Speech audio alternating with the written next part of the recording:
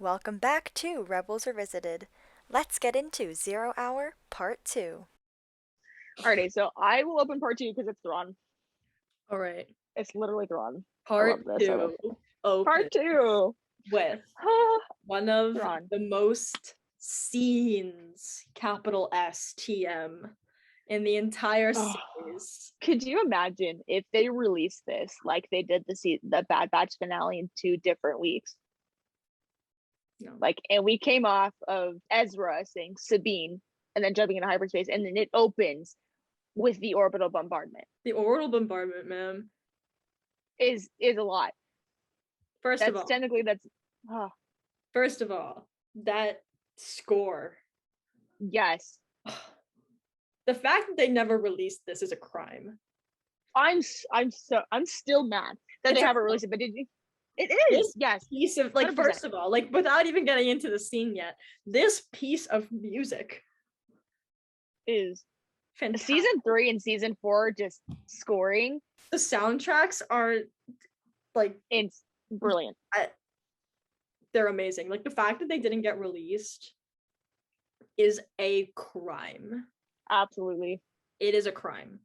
Yes. But anyway, a remarkable so this opening shot. A remarkable piece of music scoring this scene. All right. Yes. Continue. Absolutely. So this opening shot of Thrawn and the Chimera is everything. That back shot of him just, his typical this. I remember during the Bad Batch season finale, they did this exact shot. I know. I don't even know when I was watching it. When I was watching it, that is literally immediately my brain went orbital bombardment. Right. Yes, I remember talking to you about that. And I know that we weren't the only ones. I saw a bunch of other Rebels fans saying the same thing. This reminded me of 0 Hour. And then before the bombardment I think at this point Thrawn's annoyed with Price and the Imperials because his demeanor as it listens to it, you can tell he's frustrated. He's irritated. Constantine just completely ruined his plan. Because of his he had a soundproof plan and he blew it. And I think at this point he's kind of reminiscing on the Chiss. This is totally my headcanon right here. I think Thrawn misses his Chiss crew because they followed him without question because they knew, despite his methods, that they would come out on top. He wasn't going to lead them to death. There was no way that he was going to lead his crew into a battle they weren't going to win. And even though they didn't understand him, they knew that they would be okay at the end of the day. And I think that's what he misses about the Chiss. Other than the Chiss ascendancy itself, that's something the Empire doesn't have. The Empire is literally just full of a lack of trust and just a competition between everyone. I was literally just about to say it's because the Empire is all about glory and the Chiss ascendancy is not about that. Right. It literally goes back to that Thrawn quote, I don't require glory, only results. Only results. And that's a very defense fleet sort of that is philosophy right there, and the Empire is so the opposite of that. Is not that and that's what makes them weak. That's what makes the Empire Constantine so right. And he literally is proven here when Constantine is, I will not be denied the glory of this kill. Right. They are all about glory. Right. When it's about glory, that makes it about the individual. Exactly. And it can't be about the individual when you're trying to, win a war. This is, this is why they're weak against the rebellion. Exactly. The rebellion is, they're doing everything. Anyway, I'm not saying they're actually for the greater good. Yes, as far as the archetypes that we're using here in Star Wars, the rebellion is teamwork and love and unity. And because I think the rules of Star Wars are that you literally win with love. I think those are the actual rules of Star Wars. I'm not joking about that. I'm not joking about that. I think the rules of the Star Wars universe are we save the day with love and that's how you win. If you think that's a dumb sentiment, then go find another franchise, man, because those are the rules of the universe here. Those are the laws of physics in this universe. The law, the physics laws of the Star Wars universe is we win with the power of love. So anyway, I think that's why the Empire is so weak in this story, because they literally I mean, we saw it in an earlier episode of Rebels. They actually like actively tell their, recruits and trainees to be in it for glory for themselves. Breaking rank. And Breaking rank. I think there was a little bit of that in Anthony's Extraction. Just every time we go to an Imperial Academy. Yeah, to an Imperial Academy. Yeah. We see that. And that's such a huge theme of Breaking Rank. So I know, because that was the first episode that got me into Star Wars. So I'm like, that episode is just like, yes, definitely that one. I love that one and Antilles Extraction are the ones that come to mind. Yeah. Like we definitely see that the Empire is like, they actively encourage glory for the individual, which now and not glory for the team. He would be so frustrated with that. Yes. Oh my gosh, and you can even frustrated with that. Oh! Dude, okay, you can even go back to the 7th Fleet in general. Because in the Thrawn, Imperial trilogy, even the 7th Fleet just kind of loyally follows Thrawn.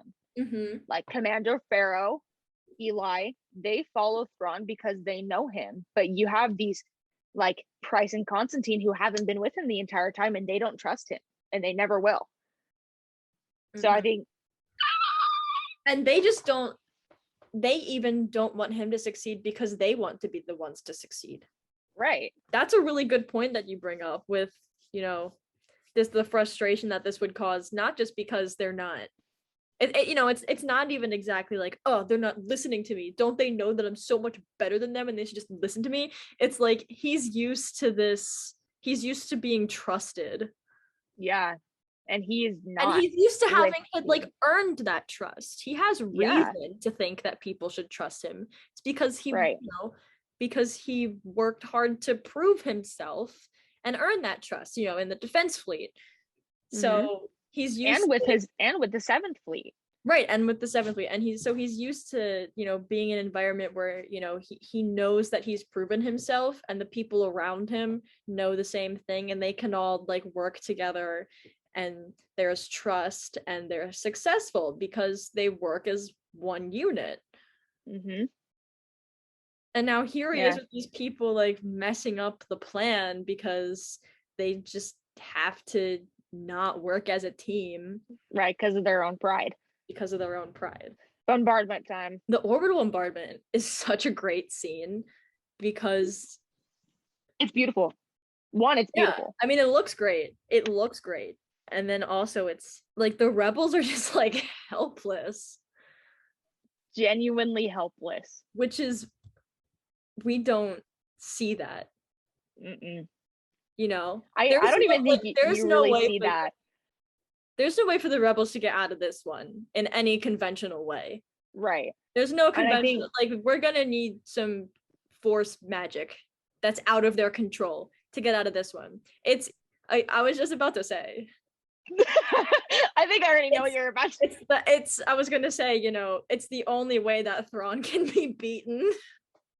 Okay, well let's we'll talk about that after, because I was gonna say I have specific notes on that. I wasn't even thinking about that right here, but it is the only way that Thrawn can be beaten. Unexpected cosmic forces. Yeah, that's it. That's the only way they're gonna take him down.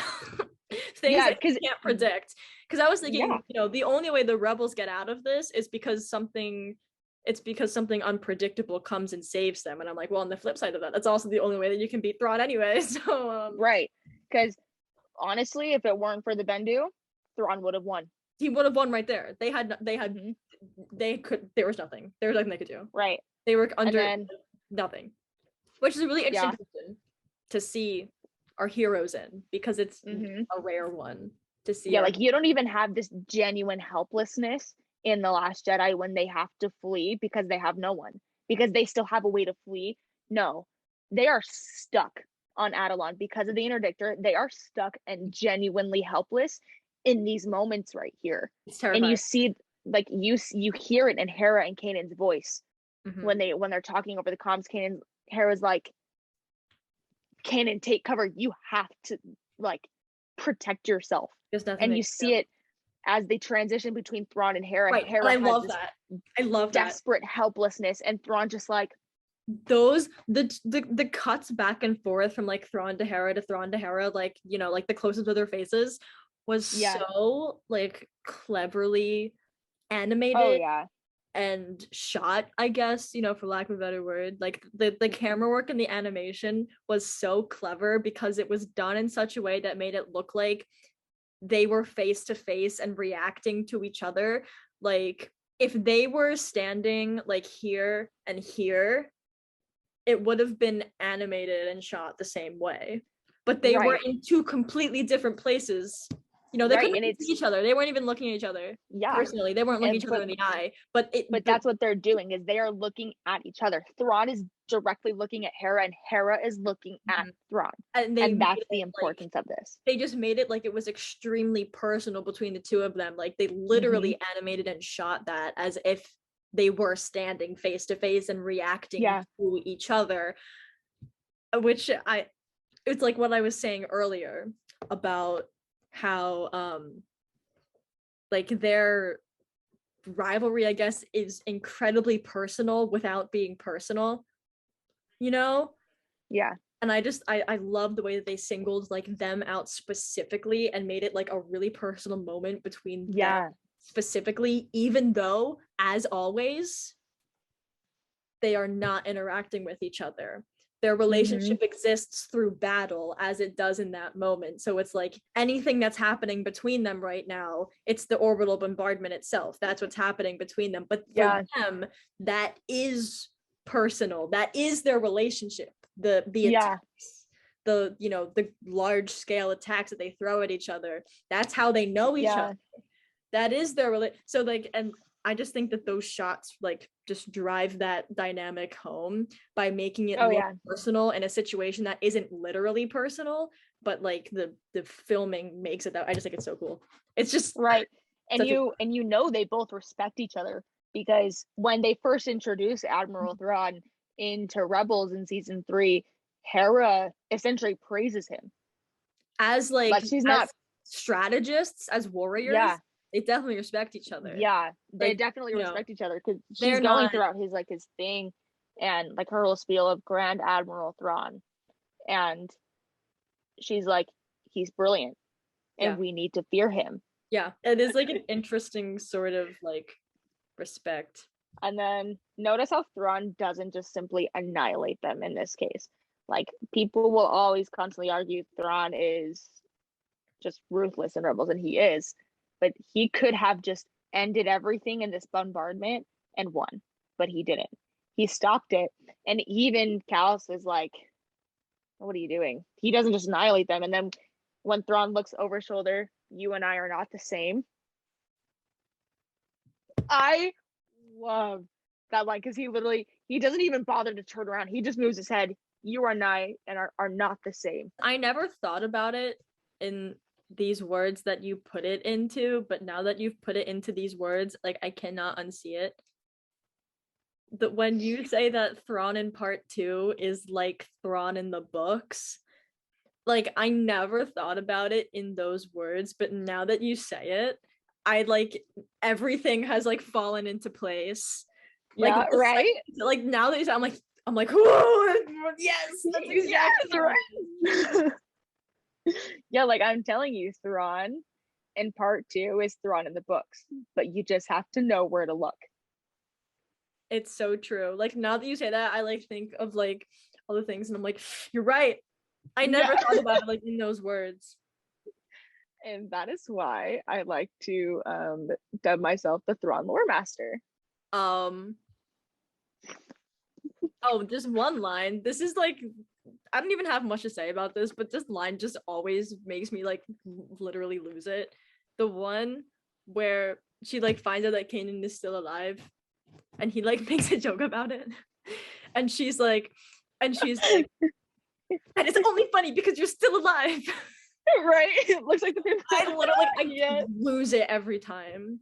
And then she goes, "Now come home, love." Every time. I I know. lose it. I Yeah. lose it every time.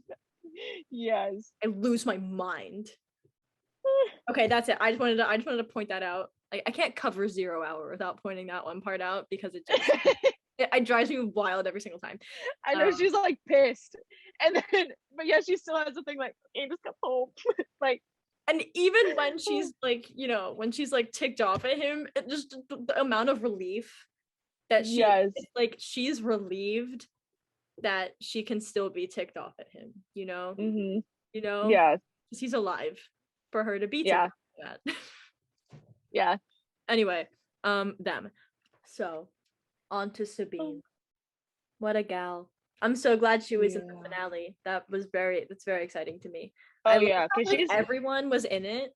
That's one reason why I love this finale, because like everyone was in it and everyone was like doing things. Like no yeah, one was everyone sidelined. had Everyone a had role. their like the whole gang is here and everyone had Yeah. their little part to play, and I thought that's like so satisfying, especially Yeah. because a lot of this season was noticeably not like that. I think one of the things, and I think this was deliberate, that set season 3 apart, was that it kind of like split the characters up. It didn't feel like a family unit the way that it did in season 1 and season 2, which I think is one of the reasons why season 3 is so draining for me, Yeah.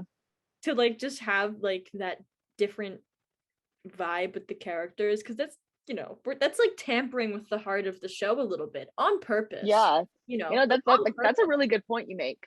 Because then I know, I know exactly what I think about season 3. I have some thoughts on season 3. Yeah. Not bad ones. Not Yeah. not like not in that the quality is bad. I think the quality is amazing. And I think a lot of things were done to intentionally kind of like put you off a little bit, and it worked. Yeah. I I don't think think you season actually bring up a really good point, because season I 3 is think just exhausting for me. yeah, because I think my Feels future different and trouble, you know it feels different. yeah, like my past troubles with season 3 is I always blamed it on the fact that it didn't focus enough on the Force, because season 2 was Right. heavily Force Mhm. centered and it didn't focus on the Force. That's And you another bring up big a good part of point it. with like the family, is I didn't even realize like the Ghost Crew, they're not like, they're a family, but that's not entirely present, because even when they are all together, like you have, Trials of the Dark Saber, it almost doesn't feel like a family unit, because Sabine's ticked off. Ezra's trying to be just like this helpful brother, and then Kanan's like, "You want to go? Let's go." Yeah, Like, it's Kanan is not just their being a normal disaster. dynamic, right? So it just doesn't have the same feel.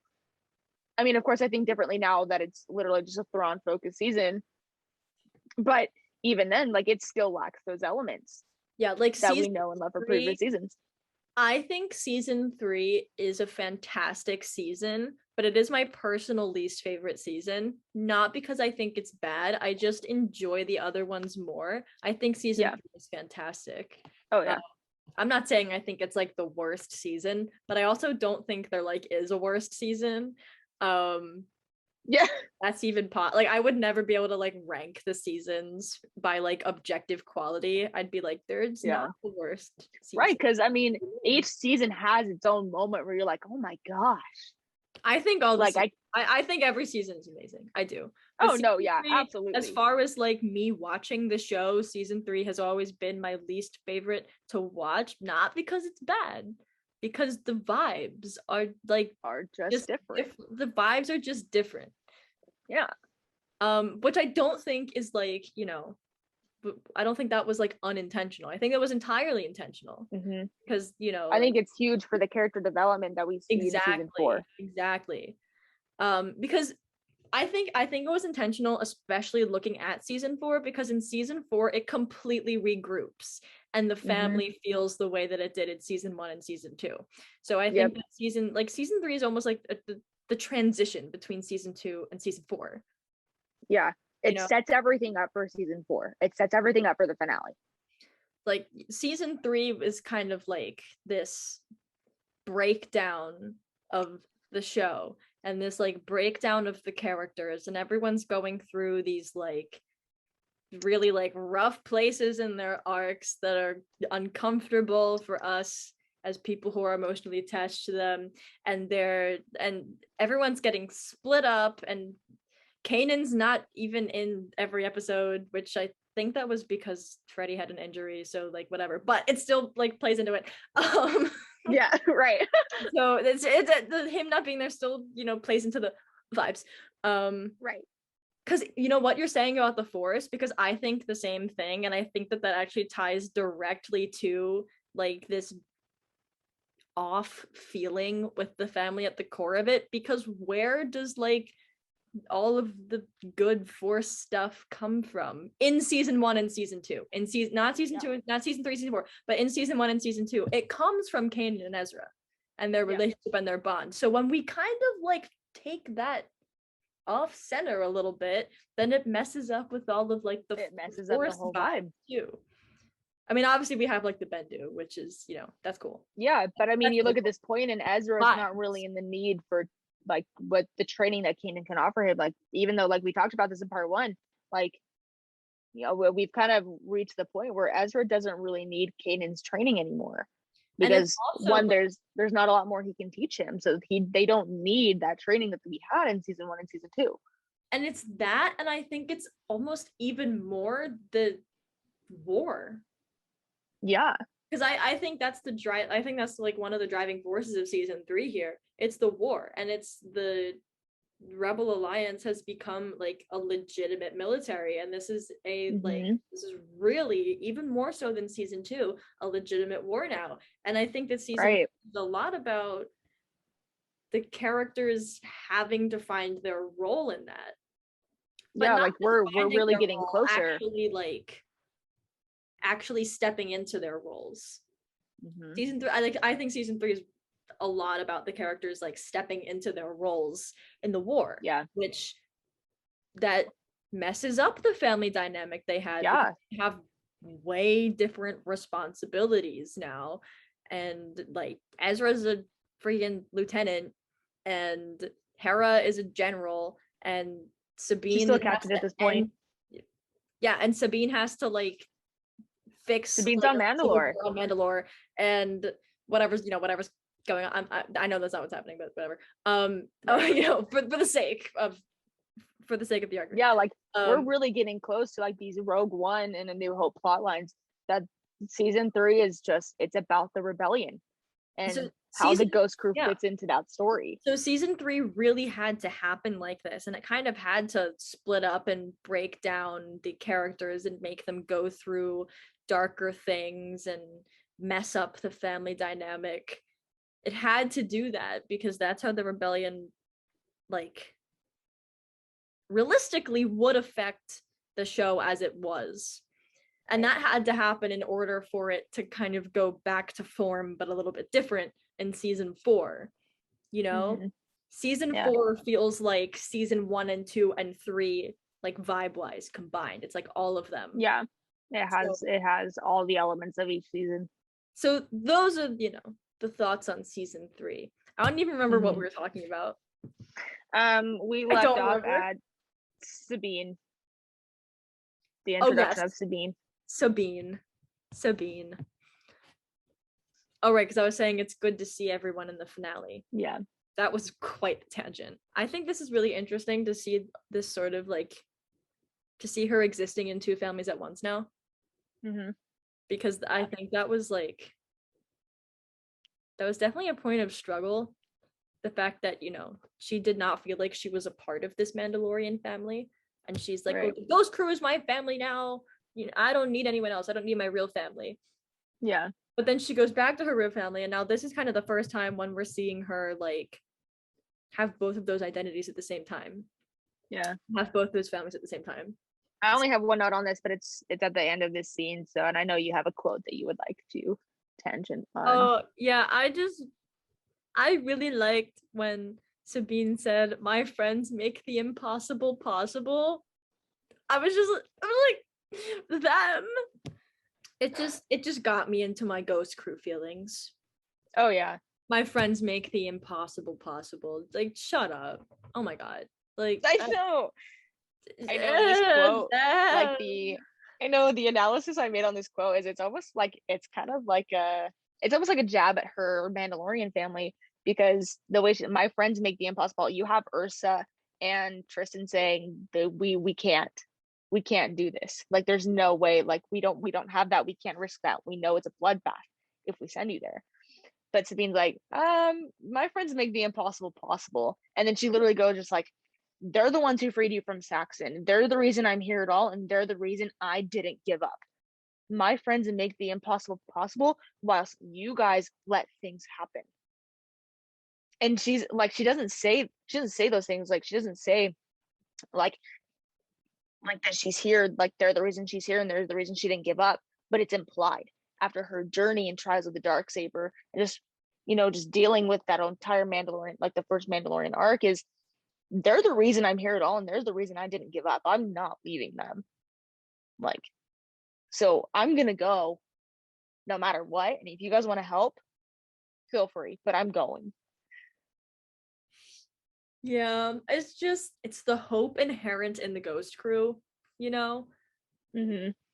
It's like a hope that they're always certain about. It's not like a blind hope. It's not like a stupid hope where they're being dumb and they're like, yeah, we can win for no reason. It's like they're just so inherently hopeful Mm-hmm. that it like drives them forward to success. And they're like, my friends make the impossible possible. That is an incredibly idealistic and hopeful thing to say. Yeah, and that's just the Ghost Crew, and it's proven. It's almost silly, but that's just like who they are. And then that's what their hope does for them. It makes them actually be able to make the impossible possible. I love the Ghost Crew. I love them so much. Anyway, the line, I have to mention it because it is a line that makes me go crazy every single time. Looks like the family's together again. Mm-hmm. Shut up. Yeah, I know, right? Like, how dare you call them a family in front of my face? Like, I can handle that. As if I can. You can't. Please. You can't. No, I cannot. Don't say that in words. Don't say that in words to my face. Yeah, right. And it was like, it wasn't even like, it was like a banter line. It was literally, like the line goes like, looks like the family's all together again. Yeah, let's keep it that way. Like it was a banter line. It was a joke, but not. And it's like emotionally scarring you. But not to me. You called yourselves a family in words. Anyway, I just go crazy every time. Like I just, crazy go stupid every single time. Like bouncing off the walls, like feral monkey. Like, yep. Anyway, this is just this is a small Thrawn moment. So essentially what's happening in this moment is Thrawn is commanding or giving the orders for the ground assault. So he's literally just spewing orders like it's like he's reading it off a paper, but he's not. It's him being cool. Yes, it's literally him. It's Thrawn being cool, which usually also means Thrawn being scary, but yes, so he's giving these orders. And even I watched this and it just sent chills down my spine because I'm like, dude, like he's amazing. I love him, but I love how he plays into the Rebels' hands though, because if you notice, like they talk early in the episode, this is where he's gonna launch the ground assault. Where does he launch it? In that same place. But then they know he's sending round one, so they know this isn't all his forces, and yet they still play to his hand. The defenses they reveal, he's able to pinpoint where they are, what they're using, and who's all there, just by them fighting the 3 or 4 walkers that he initially sends. And like he uses their upper hand to his advantage. Like they think they have the upper hand. No. If Thrawn's involved, you don't have the upper hand unless there is an outside force. No. Yeah, like you don't have the upper hand unless you have something that literally no one on either side could predict. Right. And no one, the only person, like Thrawn had the upper hand the entire time. The only person who until knows Bendu. what's even potentially about to happen is Kanan, and Kanan doesn't know if it's actually going to happen or not. Kanan is the only one who has any idea of what could potentially happen to take Thrawn down, and he's not even sure about it. So it's like, and even like at the end of the series, like Ezra was the only one who knew what was going on. No one else on Ezra's side knew what was going on. It was something completely Right. You have to take everyone off guard in order to take Thrawn off guard. One of the more iconic lines in the series is somewhere right around here. What Jedi devilry is this? What Jedi? Yes. What Jedi devilry is this? And I think, okay, I hate to say this, but Thrawn confused is hilarious. No, it's so Because funny. you never find him confused. So when he's just like, "What the is this?" and you're just like, I die every time. Hilarious.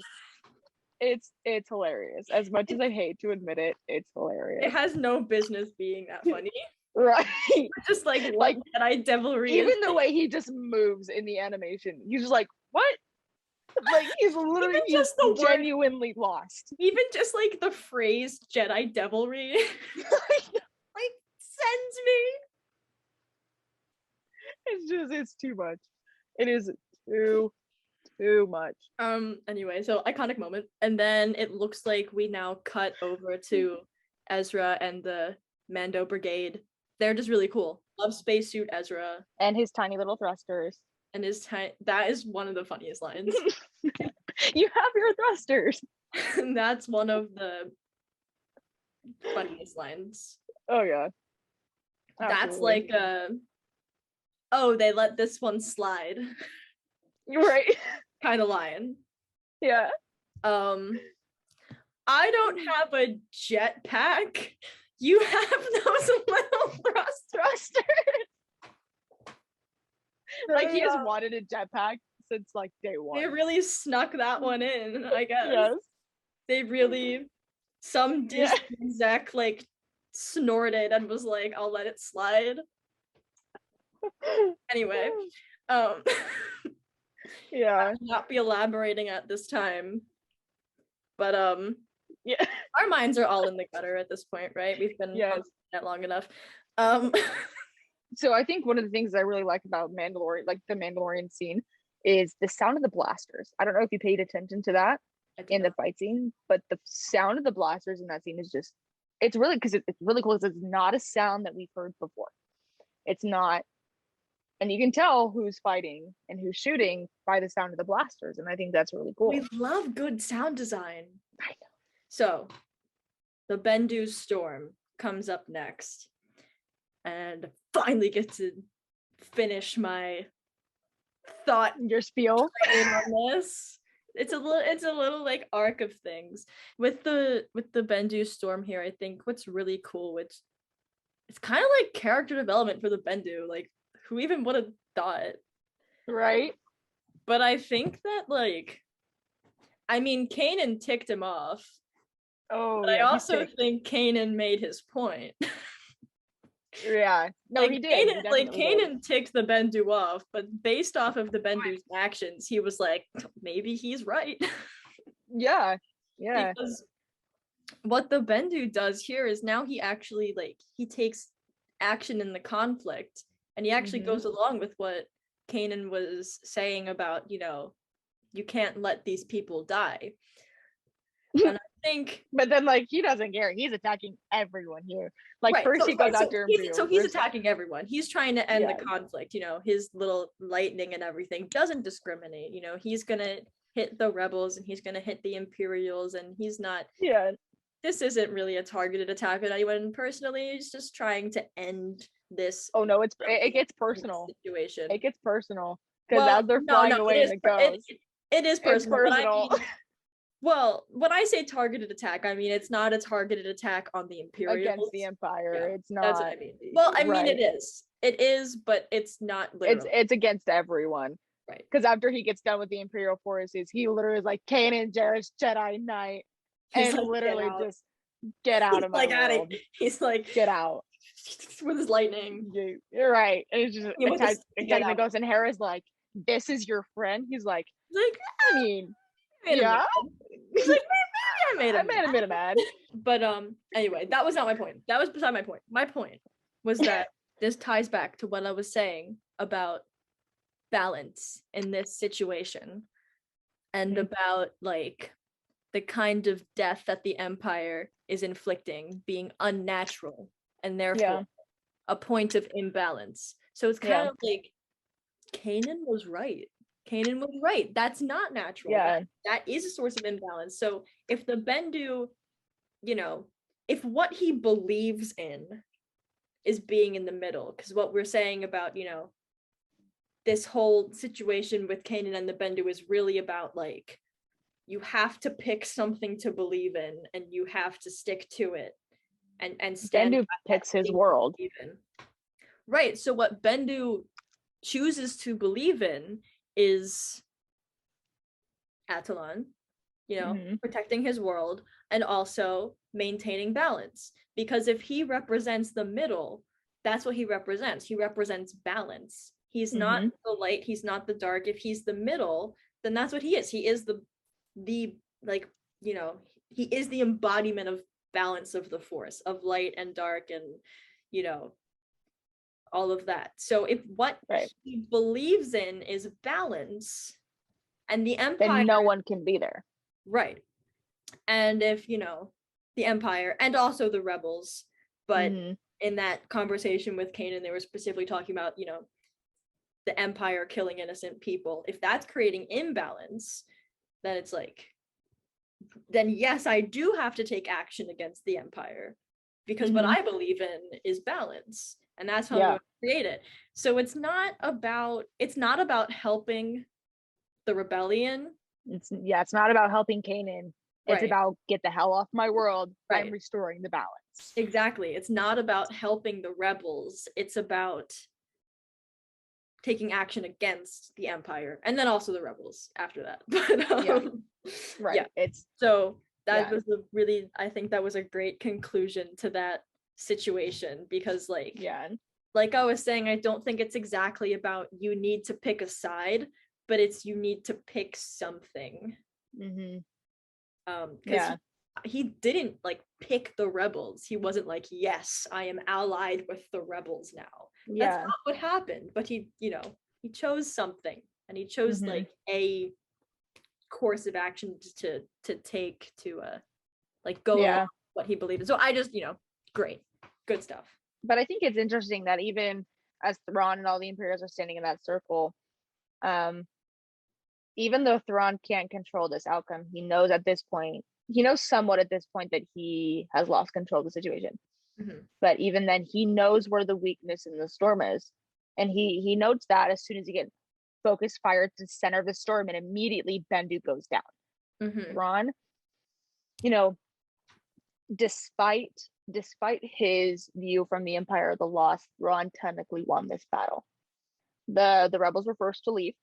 They're now they're back on the run. They're forced to regroup with Mon Mothma, and they lost all their defenses. So from the rebellion point of view, Thrawn won this battle. Oh yeah.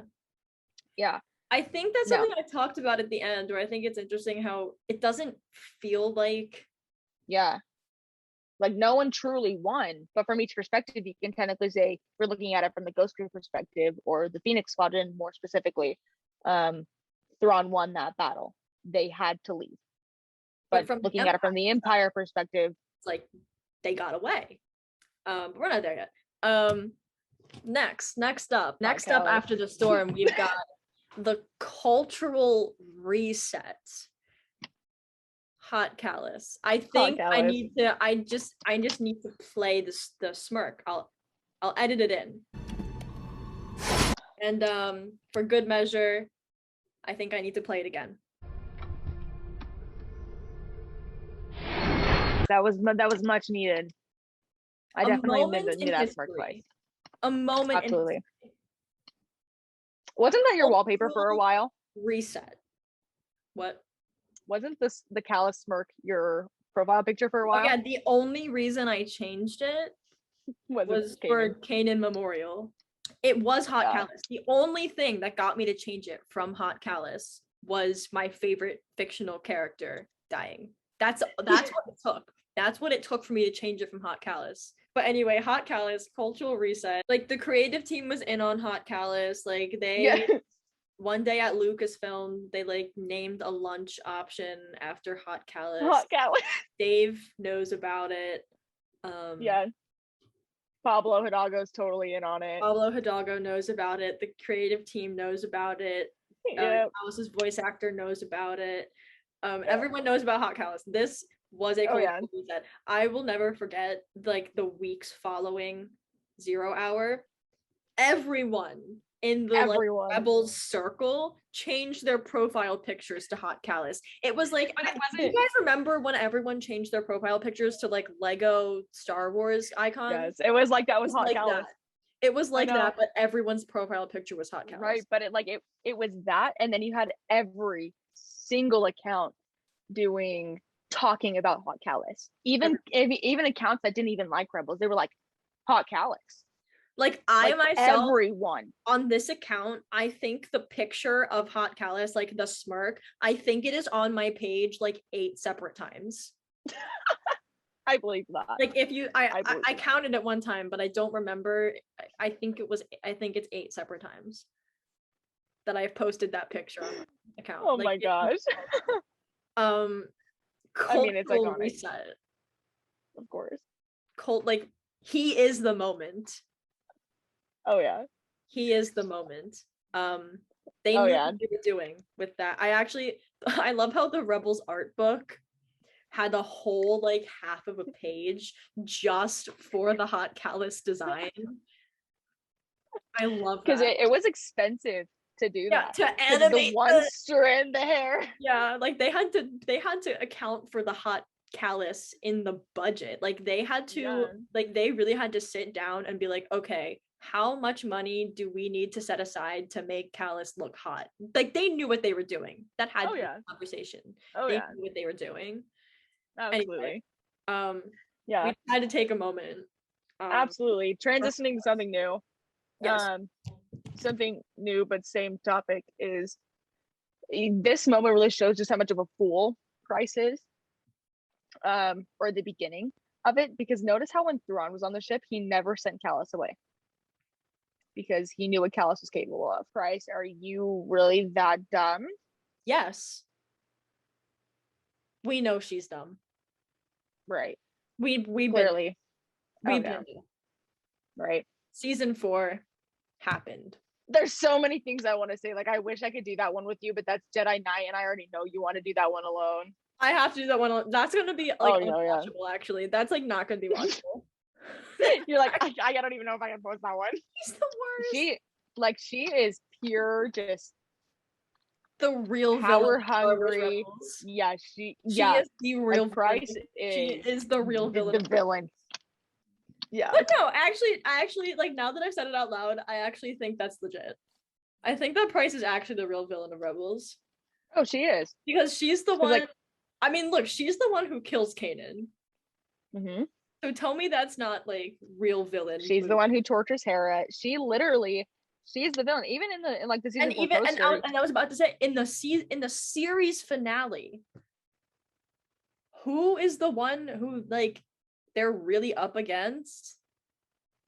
It's kind of Price. It's Price. I mean, it's like Thrawn, but in the part where like they take back the city, that confrontation is with Price. Yeah. That like you know, when they're like whatever and she like dies with the Empire or whatever, that's a confrontation with Price.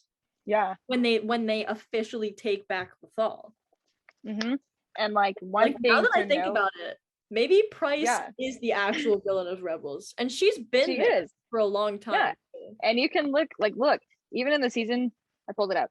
The season 4 finale. He's equal. Poster, like she's equal with Thrawn. Just look at the lighting. Yeah. Like Price is in the darker lighting, and light has such a is so symbolic in Star Wars. And she's he's more in the light than the same size. Mm-hmm. So she's Price of antagonistic importance. The villain in Rebels. Anyway, Price is the real villain. You can actually you can take it further back from this. You can take it further that she took governor from Ryder Azadi. that's when you can really put together she's the villain of the series. Yeah. That's Yeah. facts. Price is the real villain. You heard it here first. Yep. She is the overarching villain of Rebels. Yeah, so before we go on to Thrawn and the Bendu, I want to talk the music symbolism here. Speaking of Oh, symbolism, yeah. well, Go the for it. music symbolism is what I really like about it. Is it has themes of both defeat and victory. It's not solid. It's not the throne. It's not like the throne room. It's victory and defeat, and it's because no one won. No one won in this situation. Like, so there's those like those victory vibes that everyone gets to leave, but then there's that we just lost everything we worked for in the last few months. Mm-hmm. And I loved that. All right. Okay, you can hurt my feelings now with Thrawn and the Bendu. Thrawn and the Bendu. What a scene. And we had no idea. The long game that is Star Wars Rebels, like, astounds me.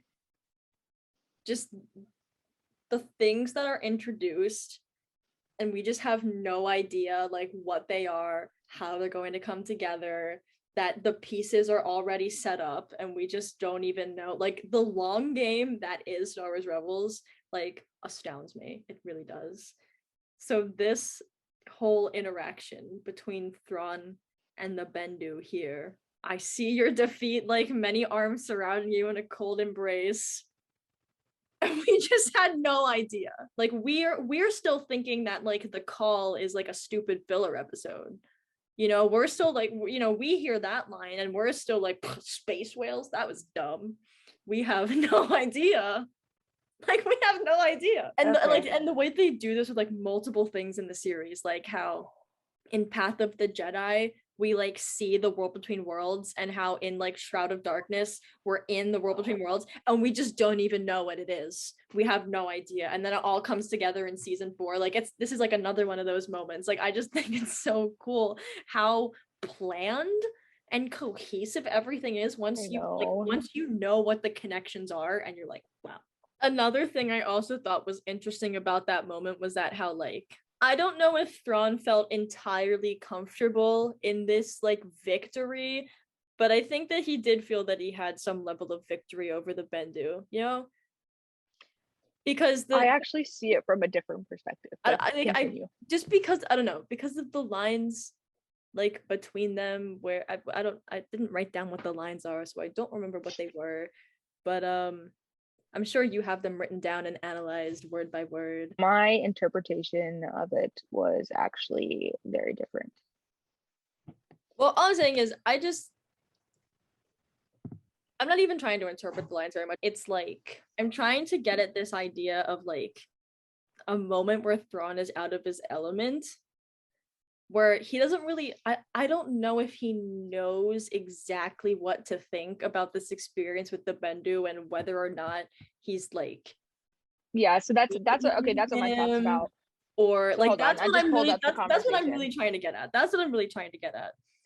Because, you know, he's like, I don't know. It's like, I shot him down. Yeah. You know, so it's like, how much more is there to understand? He knows there's more to understand. Yeah. He just doesn't know what it is. So that's what I'm like really trying to get at. Yeah. That's what I'm really trying to get at, because I just think it's interesting to find Thrawn in a situation where, like, he doesn't know what to make of it. Yeah.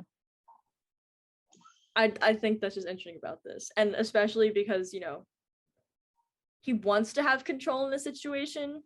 But he can't. He kind of had a little bit of control in being able to, like, shoot him down and figure out where the weakness in the storm was. But at the end of the day, this, like, giant force thing that he doesn't really understand is out here being like, your defeat, blah, blah, blah, blah, blah, blah, and then, like, disappearing. Yeah. And he's so, like, I mean, mine was definitely along those lines. So, like, my analysis of this was, this isn't a battle loss. This is a personal loss for Thrawn. Right. Because, like, in my earlier notes that we didn't really touch over, because it wasn't too big. The note I have is, I know he went back into some serious studying of the Bendu and Adalan, because this isn't a loss for Thrawn in a battle sense. This is a personal loss because this is a loss of knowledge. Mm-hmm. Because even if he was able to kill the Bendu, he could take it back and study it. But the loss of the Bendu just disappearing And this whole interaction of, one, you do not have the power to destroy, it would not seem so. The entire quote of I see your defeat, and then Thrawn, the ice squint, and then him shooting the Bendu and him disappearing, the Bendu laughing at him. That's a loss of knowledge for Thrawn. That's not a loss of a battle. People like the Imperials around him don't know what to make of the situation, but Thrawn, I already know, is I just missed out on information. That's what that is for Thrawn. That's a loss of knowledge. I like that take. It's a good take. It is kind of like playing even more into viewing things as a win and a loss on both sides, because from a battle sense, they won because the Bendu has gone away. They like shot him out of the sky and he's like gone. So if in a battle sense anyone won, it looks like it's the Empire, but even then he's laughing around them, so clearly they didn't win. And then, as you're saying, it's not a win because it's a loss of information. Yeah. And I bet that Thrawn would really want to know about this, even in with the Force related things within the Ascendancy. I don't think he really understands it. No, because the Force isn't a huge thing in the Ascendancy. It's not how it is in the Republic. When you're in Shift space, the only thing they use the Force for are Skywalkers. And I think it's so interesting because they're so important. Mm-hmm. And he doesn't know how they work, and they don't even like. I just know that I like one of like a one-off thing from Greater Good, and that's one of the things I'm reading now. Like, I just remember this. Like, this isn't a spoiler. This is like a really just like little part for anyone watching this. For anyone who's like me and is really behind on getting to Greater Good, thank you, High Republic. It's gonna be me. Look, things got in the way. It's okay. I didn't intend. I'm reading it now. It's all fine. But I just remember like they were like talking about the Force in another culture, and one of the characters was like, do you know what like they could be talking about in this other culture? Like, what are they even talking about? And Thrawn is like, I met General Anakin Skywalker one time and he said this thing about the Force, I guess. And it's like he didn't know what he was talking about. Yeah, like he genuinely doesn't know. And I think that's one of the times that he really cherishes. Like this topic is something that he knows it exists. He doesn't understand. Like, he knows it exists and he doesn't understand it, which, it's one thing to not know about something because it's not something that's been introduced to you, but for Thrawn to be introduced to something and to not understand it is huge. Rough. And like, but he has some that he's looking into it, because in his office he has the temple. Oh yeah, of course. Even just learning about Lothal is like and linked to learning about the Force. And then his entire setup at the temple on Lothal, he is searching for information about the Force. But the Bendu is something entirely different. I don't mean to say that he doesn't know anything about the Force. I just mean to say that it's not something that he feels like he has a really solid grasp on. It's something it's still something that makes him out of his element. Yeah. I think and you get something like the Bendu that no one understands. Yeah. Right. You get something like the Bendu that no one understands, and he's really thrown off his game. Like, he's like, literally, what kind of Jedi devilry is this? Because this is something no one understands. Kanan doesn't understand it. Ezra doesn't understand it. Thrawn definitely doesn't understand it. People don't understand what the Bendu is. And that's hard for Thrawn, knowing what he does. Yeah, and I think, that's actually interesting because no one really understands it, but Kanan and Ezra can completely deal with not understanding it, because that's like the nature. You know what? Maybe that's why the Force is so tricky for Thrawn, because it's not something that you do understand. Right. It's not something that you can understand. And people like, Kanan and Ezra, and I guess, a true Jedi, and someone who understands the Force understands that they don't understand the Force. And I think that that's like a trap for Thrawn, because understanding the Force is being like, the Force works in mysterious ways. That is understanding. Kanan and Ezra are fine with that because that's their life, Yeah. their culture, and they understand that, and they're fine with that. That's like, that's almost like a point of comfort. That's familiarity. That Right. But knowing even that in the you can't know ascendancy, how this works. That's familiar. right. I Even understand that. in the ascendancy though, with the force and how it works there, even then Thrawn still has an understanding of it because it's in little girls and Mm-hmm. it usually fades out by the time they're 14. Right. There's still an understanding there. Right. But There's you have something the Jedi and he's like, wait a minute. It's just throwing him off his game. Mm-hmm. And I never thought I never put that two and two together, that like the reason why the force throws him off so much is because like understanding it is just coming to terms with the fact that you don't understand it. You don't, yeah. He knows enough to have the advantage over them. Yeah. Because Like he knows the Jedi are actually he knows about the force. He knows right. about how the force is a part of different cultures. He knows how different cultures like use it. That's an interesting thing to put together, that like knowing the facts about this thing does not mean knowing it at all. Right. And you know what? That is an Achilles heel right there. Yeah. That is maybe the reason why Ezra can defeat him in the end. So we've got two Achilles heels. We've got politics and we've got the force. Those are the only things. Those are the absolute only weak spots on this man. On Thrawn, yes. Only weak spots on this man. Yes. But I think the force is a weakness everyone has, unless you have it.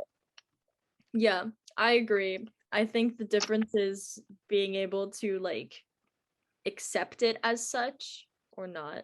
All right. And then Already final scene. last scene, this it's Do I 1 need to give you o'clock in the some morning. space?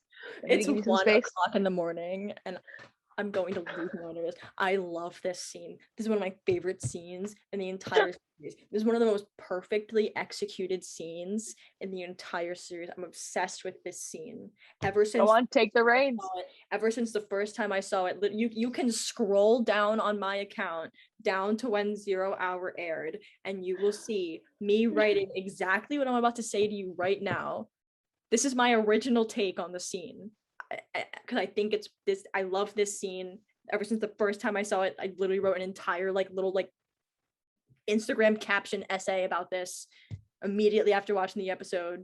Here we go, besties. Go on, take the reins. Here we go, besties. The way that the scene in general like walks us through how much the show, or like the world of the show and the world of the Ghost Crew, has changed, and then like just solidifies the heart of it at the end of this season after kind of like being a little wishy-washy about the heart of it. All right, here we go. I'm gonna walk you through it. We're gonna take this step by step. So it's all from like Kanan's point of view, which I think is perfect. I think he's the perfect point of view for this sort of reflection on the series up to now. He's like walking through the ship and he's seeing how everything has changed. So first, he walks by Hera.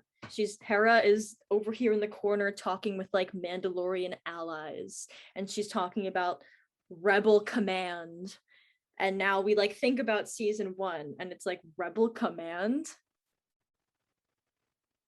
It's like you wouldn't even dream of that in season 1. They were an isolated cell. There was no Rebel Command.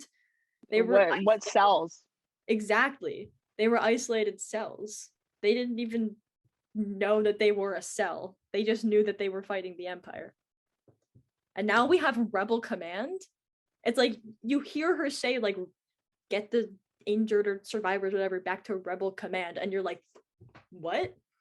Because you're seeing this through Kanan's point of view. So this is the context that we're thinking of it in. We're thinking of it in, oh wow, that's like really different than before. And we've got these like Mandalorian allies that she's talking to. Like, who would even, you told Kanan when he's like entrenched in the Jedi Order as a 13-year-old that he's gonna have Mandalorian allies one day. Like, what would he have thought about that, you know? Just this sort of inherent juxtaposition of like how things were and how things are now. And then he moves on. Then he goes over to Kallus and he thanks Kallus for risking his life for the rebellion. Kallus is like, thank you for taking me in, and Kanan's like, thank you for risking everything. The first time he met Kallus tried to kill him, just like the clones did in Order 66. He's like, focus your fire on the Jedi. That's what Kallus was to him in season 1. And now here he is like, I've taken you in. Thank you for risking everything for us. And it's like, oh, that's different. So there's another point where it's like, we have done a complete 180 from where we were before. Then he walks through to the cockpit. In the cockpit, we've got a little bit of banter between AP5 and Rex, who are like, they were not on the crew before. AP5, he's a new face. Rex is a new face. Rex is not only a new face, but he's a clone. Would Kanan ever imagine that he'd be working with a clone? Like, again, like, so much has changed. Everything is like the opposite of what it has been before. And then he keeps walking, and we're walking by some like rebel soldiers in their like military uniforms, like just hanging out. Like, what is this? What, like, uniforms? What is this? So we've walked through the whole ship from Kanan's point of view, and we're watching him, for the most part, just observe all the changes around him. He interacted a little bit with Kallus, but for the most part, we are just like an outside observer here through Kanan, looking at how much everything has changed in his world. But then the very last thing he walks to, we end in like the nose gun, and we're with Ezra now. Now we're with Ezra, and that's where he stops, and it's like, they're very different. They look very different, you know, like Ezra he looks so much older. He's got his like muscles now. He's got his short hair, and Kanan's like blind. His beard, like the space Jesus that he is, but I'm not on Jedi Knight yet, so I don't talk about that. And they look really different, and they are really different, but they're also not, you know? So like now we get to this scene, and it's like everything's different, but actually this is what's never going to change. Kanan and Ezra, that's the heart of the show. That's the constant. That's the constant. They're the heart. They're the heart of the show. And they're talking about like, I don't know how to like get this out in the right way.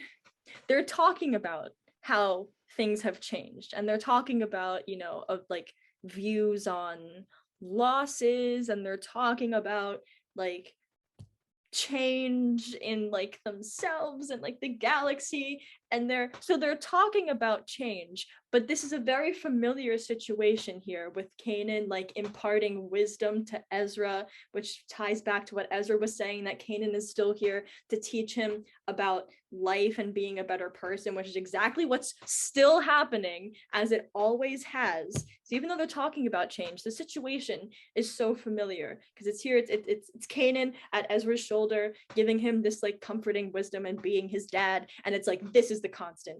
After Kanan walks through all of this change, she gets to the end, and this is what tells us the heart of the show. Kanan and Ezra, heart of the show. I do actually love, I just want to point out, I do love what Kanan says there. I think it's very Jedi-like, about his like this view of defeat, where he says that there is a good future. They just have to like step up to the plate and make it happen. That's a very Jedi-like view of defeat. Oh yeah. To like give it its place, and to see the forest for the trees, you know, to see the big picture at the end of all of this, and say, you know, defeat has its place, and we're not going to let that control us, that we're just going to give it its place and move forward into a brighter future, which is very like true Jedi of him. I just wanted to point that out, that's a really good philosophy. And then we jump off into hyperspace with, do we jump off into hyperspace? I feel like I remember that happening with whatever. Maybe they're just looking at the stars. I don't really remember. Maybe. With Kanan. I know. With Kanan and Ezra's shoulder here, and it's just and it's like, through everything that is different, through, you know, the world that is different, for them as people that are different, that connection is always going to be the constant. Yeah, And that's a really Yeah. good way to tie up this season as well, because in this season, this is the only season, well, I guess, like the end of season 4 or whatever, but this is the only season where that was not a constant. But now we kind of And they regroup bring it back. here at the end, and we're like, Mm-hmm. we're back. Right. It's a really good way to send it off. Right. The only thing that I noted is this is essentially where it started. Ezra's story started in that chair. And Ezra's story, I mean, right. And I'm jumping forward a season right now, but Ezra's story starts in what? Continue. Ezra's story starts and ends in this chair. He starts his journey as a Jedi in this chair, and the last place he is on the Ghost in season 4 is in that chair. His story starts and ends in that chair. Oh, I'm getting a little emotional. I'm actually okay. Wait a moment. Yeah. I was not ready to be this deep in my Ezra feelings at 1:11 in the morning. Yeah, I do apologize for that. Don't. It's a great thought. Great thought. Thank you. I remember watching this, and we didn't know that season 4 was going to be the last season yet. But I remember watching this and just thinking, like, this feels like the end of a chapter. Like, this feels like the end of something, and looking forward into something new, because that's kind of our last shot here at Kanan and Ezra's backs, looking forward.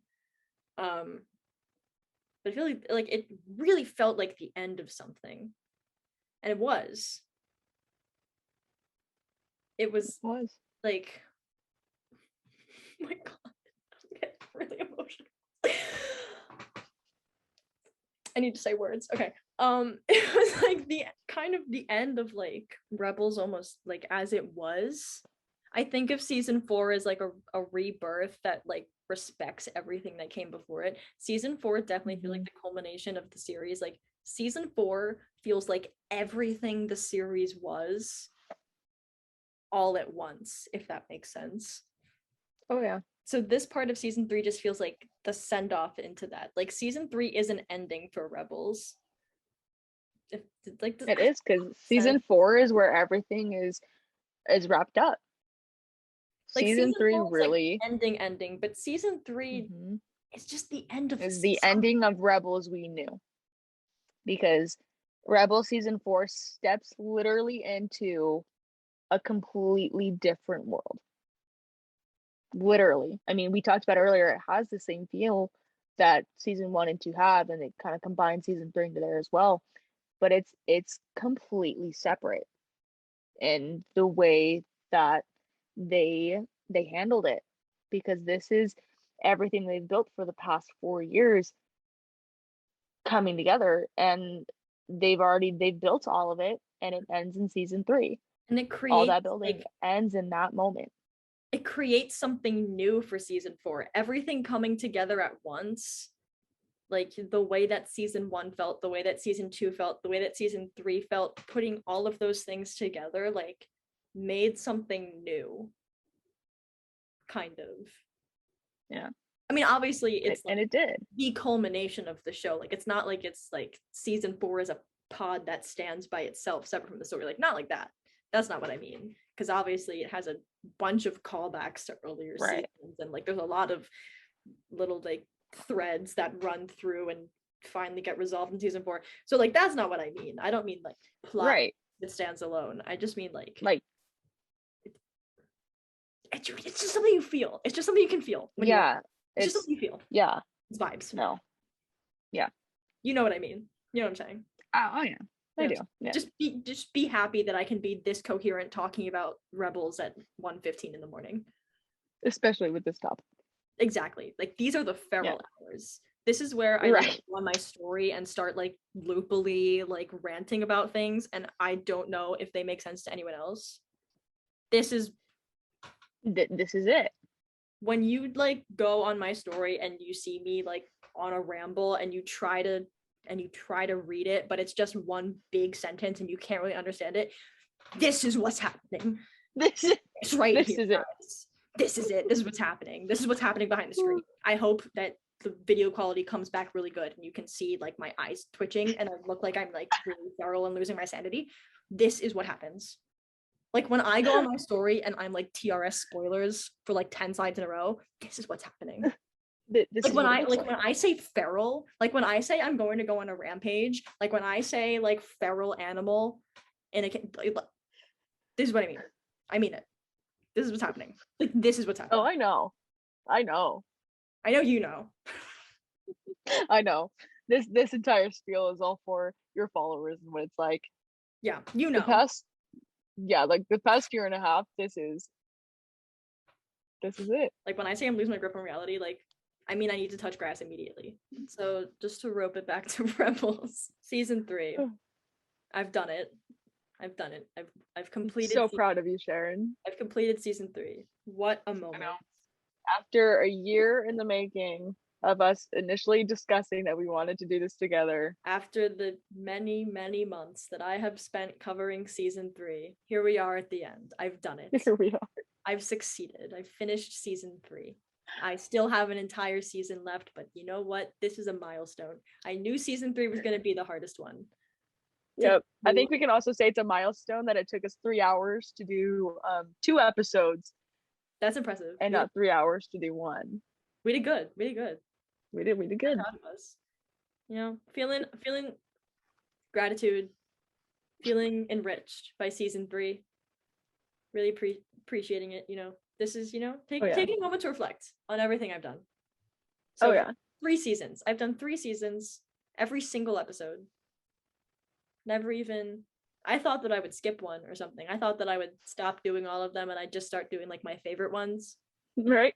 I haven't. Nope. Stuck with it. I've done every single one. We're in the home stretch now. Episode. We're in the home stretch now, which this was kind of fake to me when I started this. Like when I started this, I was like, "Ooh, you're gonna have to talk about Jedi Knight," and I was like, "That's like 80 episodes in. I can." No, the series is only 75 episodes, so I was like, "That's like 70 episodes in. It's fine. I don't have to worry about it now." Now you're almost there. Now I have to worry about it. Jedi Knight is coming. I'm not even there. We're just gonna. Nope, you're not there yet. Yeah, just keep put that on the back away. burner, but now it's becoming real, unfortunately, which it kind of wasn't when I started this. I was like, I have 70 episodes to do. Like, I'll never get there. We're good. I'll never get there. It's not even real. It's not even real. Exactly. Now it is. But you know what? For now, season 3, 0 hour. Season 3. We love 0 hour. There's the reflection. I just, you know, makes me feel That's good. it. Makes me, it just, that's the reflection. 0 hour is exciting. Happy time. Thrawn squeals. Yes, 0 hour is it's a very exciting watch. Almost nobody dies. Almost nobody. Almost nobody dies. I mean, you know, none of the major characters died. So right. Like, pour one out for Mr. Sato. We stand. Like it's an unfortunate loss. It's an unfortunate loss. But like Kallus could have died. I really thought he was going, and he didn't. Instead, he was hot. Instead, exactly. He was hot and he lived.